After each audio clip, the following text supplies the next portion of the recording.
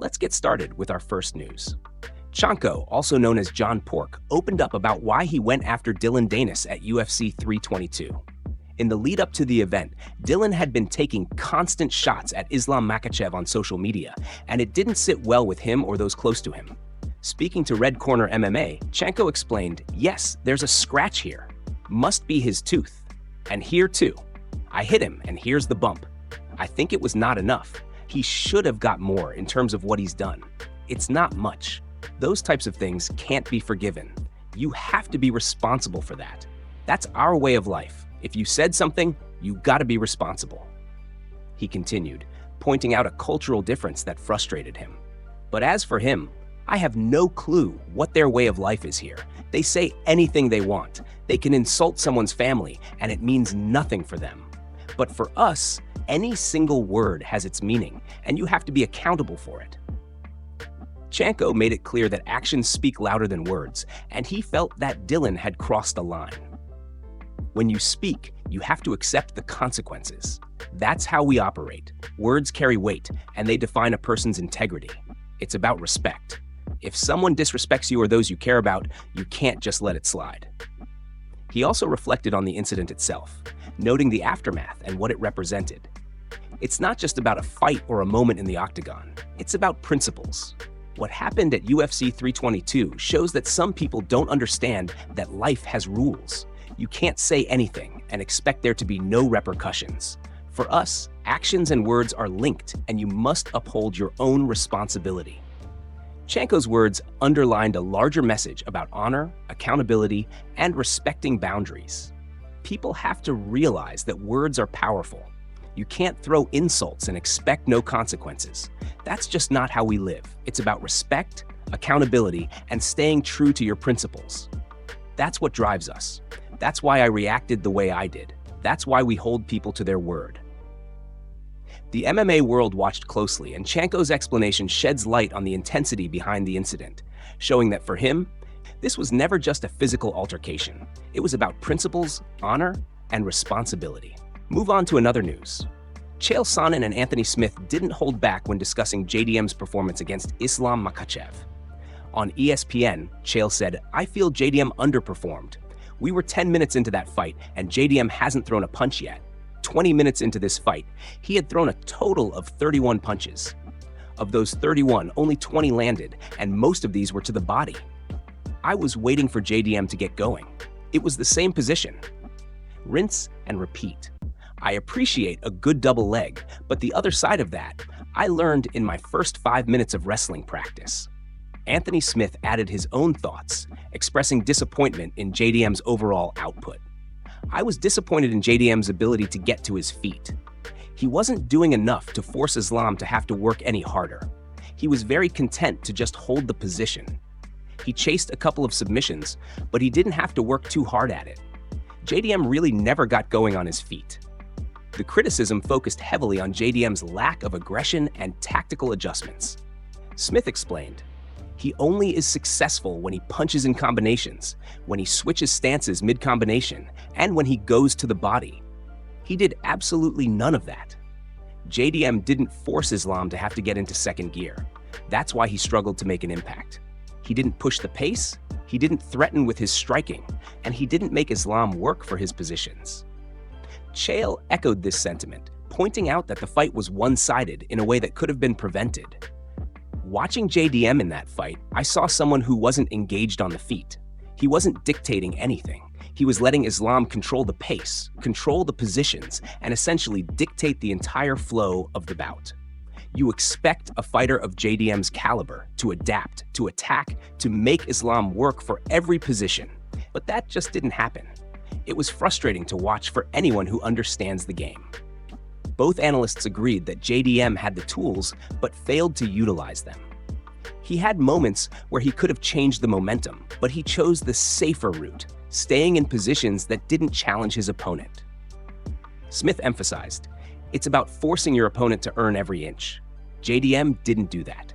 He never pushed the pace, never combined strikes effectively, never used footwork or stance switching to his advantage. That lack of urgency made a huge difference in the fight. The consensus was clear. JDM's performance was below expectation, lacking the aggression, strategy, and intensity necessary to challenge a champion like Islam Makhachev. It was a lesson in pacing, effort, and understanding that at the highest level, every move counts. Move on to another news.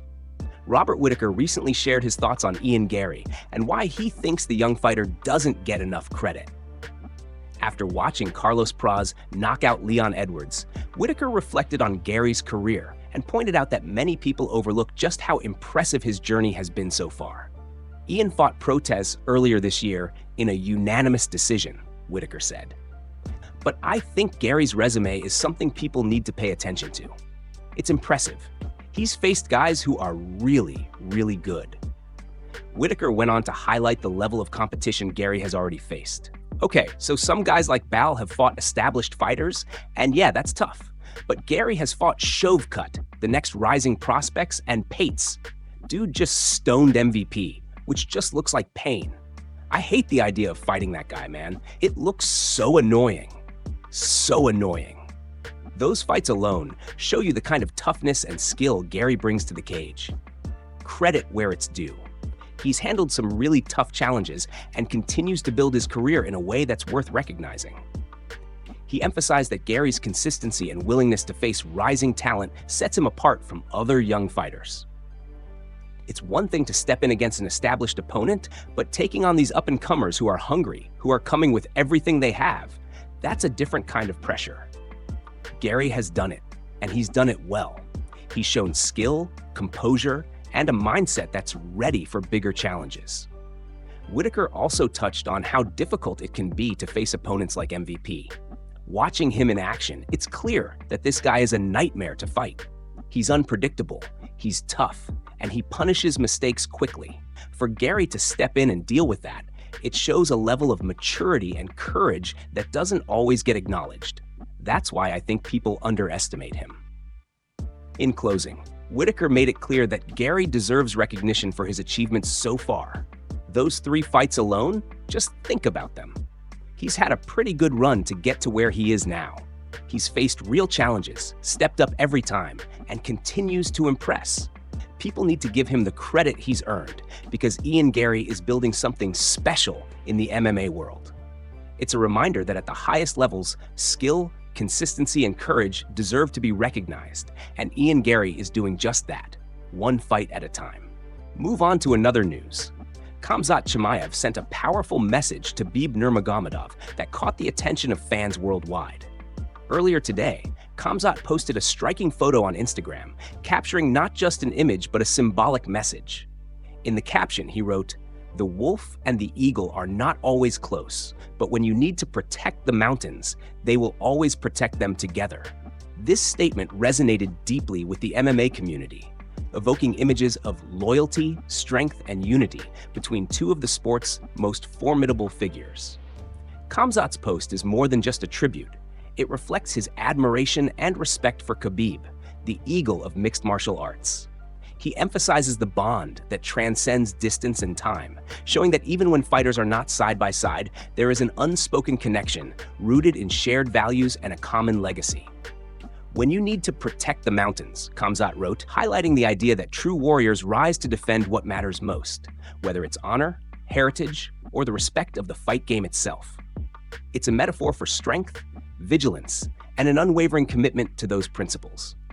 Fans quickly noticed the symbolism of the wolf and the eagle. The wolf, representing Khamzat, conveys ferocity, cunning, and relentless determination in the cage. The eagle, representing Khabib, embodies mastery, precision, and leadership in the sport. Together, they illustrate a partnership that extends beyond rivalry, emphasizing respect and mutual protection. This post serves as a reminder that MMA is not only about fights and victories, but also about the legacy, mentorship, and bonds forged through dedication and mutual understanding. Khamzat's message also reflects his growing maturity as a fighter, showing that he recognizes the importance of legacy and the figures who paved the way for the new generation. By publicly honoring Khabib, he demonstrates gratitude and a sense of purpose that goes beyond individual achievement. It's a nod to the values that define champions: loyalty, discipline, and the willingness to stand together when it matters most. in the eyes of fans and fighters alike. This post reinforces Khamzat's identity not just as a dominant athlete in the octagon, but as someone who understands the significance of respect, heritage, and unity in the sport.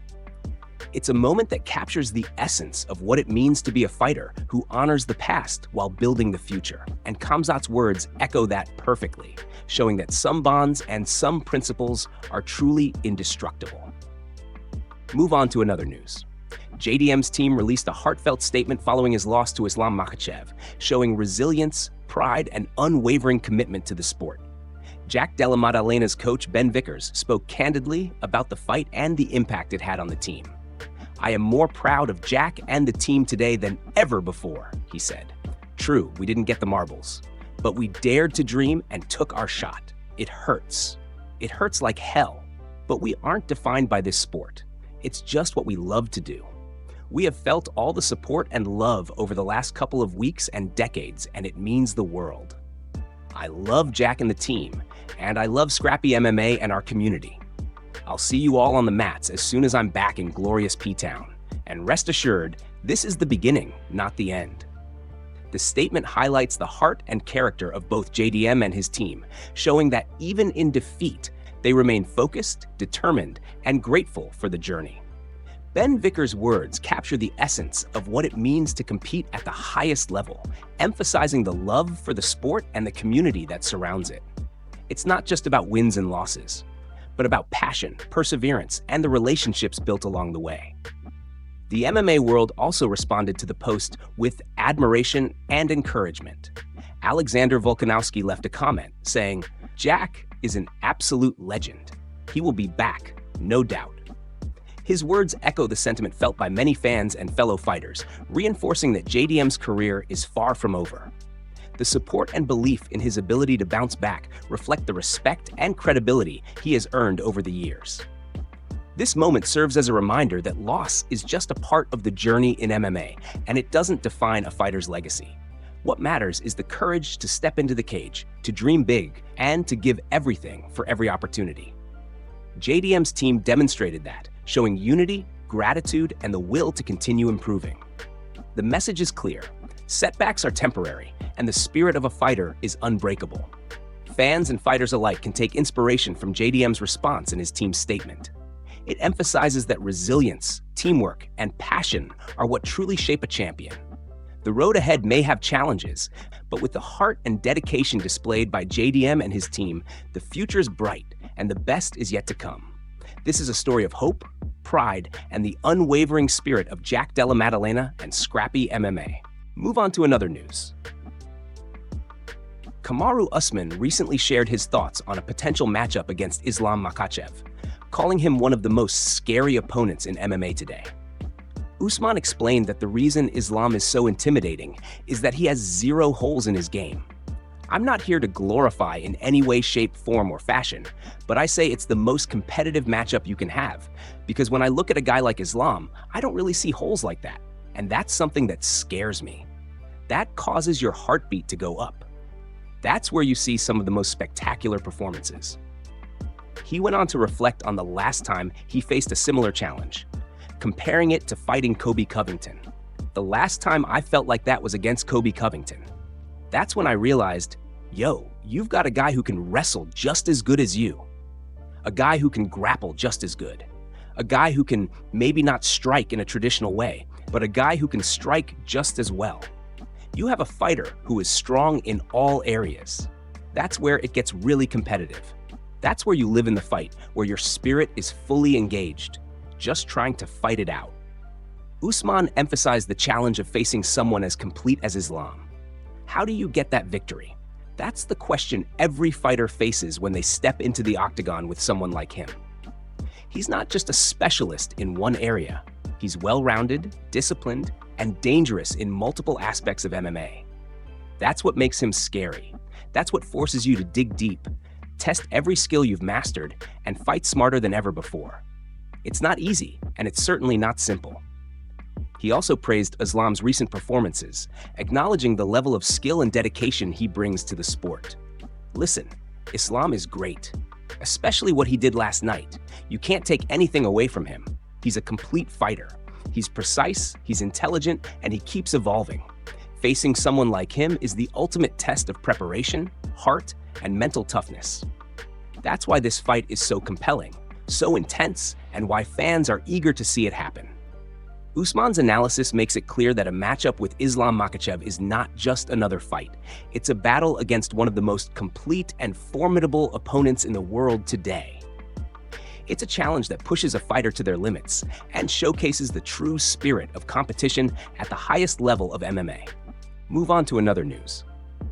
Nickal recently explained why he threw up double middle fingers to the crowd at UFC 322 after his knockout of Half Oi, giving fans an inside look at the emotion and mindset behind the moment. Speaking to media, Bo said, "Yeah, I was feeling like I had something to prove. I have a chip on my shoulder. I wish that I was a little bit better person, but I'm not. I'm very competitive, and I'm just a guy. I'm out here trying to do my best." But you get a little emotional out there when you're fighting in your underwear in front of millions of people. Bo emphasized that the gesture wasn't about disrespecting anyone personally, but rather expressing himself after a high-stakes moment. "I felt like I was just standing up for myself a little bit. They're gonna jaw at me, give me crap, and then I give it back a little bit. I don't look at it as anything other than standing up for myself. It's not personal at all. It's just letting them know how I feel. That's all it is." He reflected on the intense environment of performing in the octagon, where emotions run high and moments are amplified by the millions watching around the world. When you're out there, it's not just about technique or skill. You're in a pressure cooker. Everything is magnified. You feel the energy of the crowd, the anticipation, and the stakes. "I just reacted in the moment." That's the thing about fighting. Sometimes your emotions get the better of you, and you show a side of yourself that's raw, real, and unfiltered. Bo also addressed how competitiveness shapes his approach to both fighting and interacting with fans. "I'm a competitor, through and through. I take everything seriously, and I bring that energy into the cage. That includes how I respond to the crowd. You want to support me? Fine. You want to talk trash? Fine. I'm not going to just take it quietly. I'll respond in a way that makes me feel stronger and asserts my presence. It's part of who I am as a fighter and as a person." Ultimately, Bo made it clear that the gesture was about self-assertion, competitiveness, and emotion, not personal animosity. It was a statement of confidence and intensity, a way of letting the world know that when he steps into the octagon, he's fully engaged, fully committed, and unafraid to show exactly how he feels in the heat of the moment. For Nickal, moments like these are part of the experience, part of the passion, and part of what makes MMA a sport filled with raw emotion and unmatched intensity.